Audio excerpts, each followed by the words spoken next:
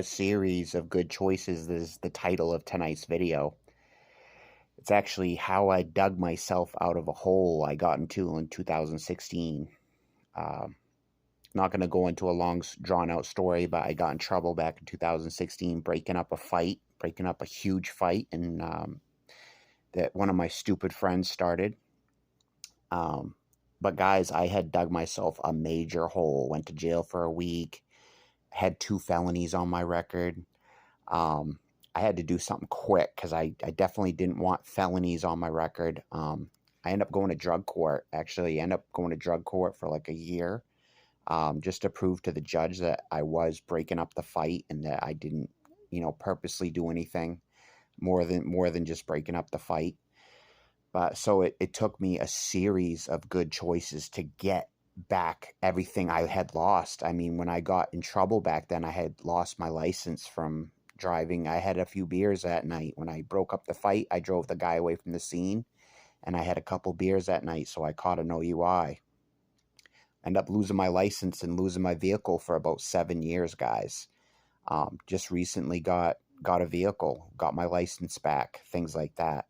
But it was a series of good choices that did all of that, you guys. I more or less recently I've quit drinking 100%. I don't drink anymore. I don't do any recreational drugs or anything like that. So I think that the series of good choices is what got everything back into my life. I got my license back. I got my vehicle back. I got my home back that I lost.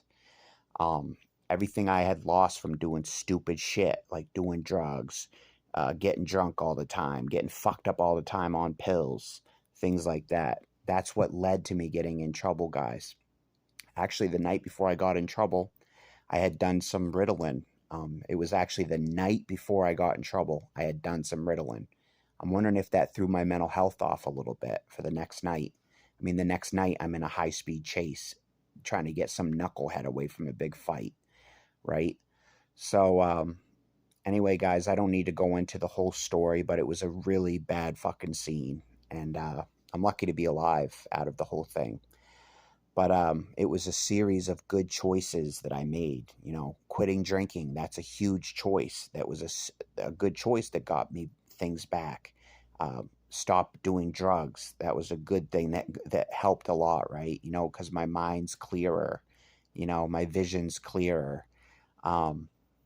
So that's what I want to recommend to you. Any of my followers, let's say you've been in trouble or you are in trouble, or let's say you just got a criminal charge or you just got an OUI or a domestic violence charge, something stupid like that, right? It's going to be your decision from here whether you keep digging a hole deeper or whether you start digging yourself out. And how you start digging yourself out is that series of good behavior, series of good choices. If you've done something wrong, why not admit it? Why not be a man and just fucking admit it? Like, I remember when I was younger, this chick I was hanging out with this one night ended up kissing me, and she had a boyfriend. What did I do? I fucking manned up, and I called the boyfriend myself, and I told the boyfriend, hey, buddy, I'm sorry. This is what happened with me and your girlfriend, and I'm sorry. Because I was actually his real friend, and I was trying to show my loyalty to him that, I'm not a scumbag. I actually do feel bad about it, and I was man enough to admit it, So sometimes being man enough to admit something is the difference between you getting yourself out of these holes.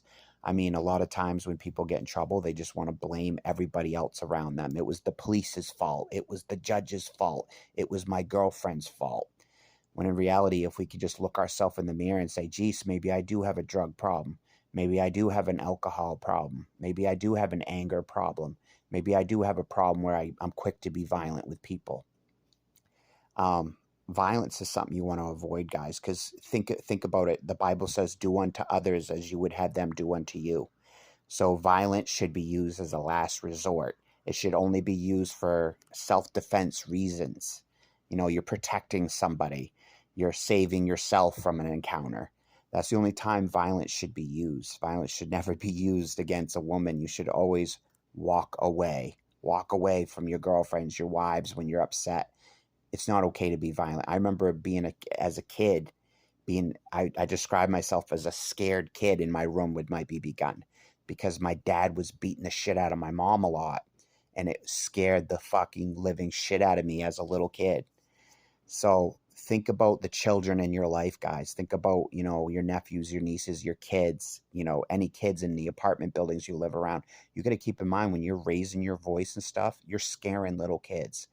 And if you care about kids, don't do that. I know you guys, my followers care about kids.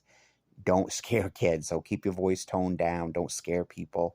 Be aware of your strength and the fact that you could intimidate somebody, So just keep in mind, guys, for your own personal lives, if you want to improve your life somewhat, then start making those series of good choices, because that's how I got my felony charges dropped. Is I went to drug court and I graduated drug court.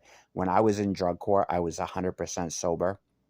I was running about 3 miles a day, running 3 miles a day to stay sober. And it worked. I was able to graduate drug court. And as part of my plea agreement, of graduating drug court, my 2 felony charges were dropped down to misdemeanor charges. So now all I have is the misdemeanor charges on my record. So anyway, guys, thank you for tuning in this video. I don't want to beat a dead horse here. The point is, be humble enough when you make a mistake. Be okay with admitting that, hey, maybe I have a drinking problem and I need to go to AA. Hey, maybe I have a drug problem that I need to talk to a doctor about and find out what the fuck to do. Humbleness is where it's at, right? They say pride comes before a fall. So if we're prideful and we don't admit when we need improvement, then that's pride, and we're gonna fall.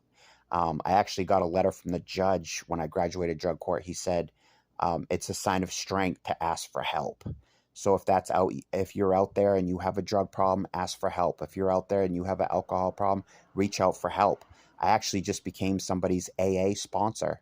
One of my friends, he's a younger guy. He's like 25. He's trying to quit drinking. I just became his AA sponsor, and I'm from now on, I've dedicated myself to staying sober off of alcohol, just to help that young person out, help encourage him, because I can't be an example to him with the alcohol if I myself am drinking, right? So anyway, guys, show yourself friendly if you want to have friends. Keep in mind, guys, everybody's fighting battles out there that we don't know about. I recently tried to date a girl and it didn't work out. I'm not going to say it was all her fault, because of course we all have faults, right? Maybe something I was doing was upsetting her and I totally didn't understand what it was, because maybe it's a blind self thing. Maybe I'm too funny, or maybe I'm not funny enough, right? We don't know why people, in dating may not like us. But anyway, guys, I'm sure there's plenty of women out there that would like me, and plenty of women that have liked me. So that's the thing with women out there, guys. If there's a woman out there that's giving you a hard time, just honestly, like, you have to just love the person from a distance. Okay, you don't want to date me, fine, we'll be friends. Good luck, best of luck to you, and realizing that you're a high value person. Don't let that other fucked up person that may have ended a relationship have an effect on who you are, because what they do, the fact that they walked out on your life, that has nothing to do with your future. If they've walked out, say, shut the door behind you. Don't let people that have just abused you and walked out on your life continuously keep coming in. It's okay to set a boundary and lock that door. That's okay. If that person severely emotionally hurt you when you left, why the fuck give them another chance? I say lock the fucking door. If they've emotionally abused you, lock the fucking door. No, you can't come back here and stay with me. No. Because last time you left, I was fucking suicidal. So this time you're not fucking coming back. Period. Set boundaries to keep yourself alive, guys. Anyway, if you like this video, subscribe, like this video. Remember that series of good choices. You want to dig yourself out of this hole, not keep digging that damn hole deeper. Until next time, subscribe. Thank you for showing up to tonight's show. Till next time, bye.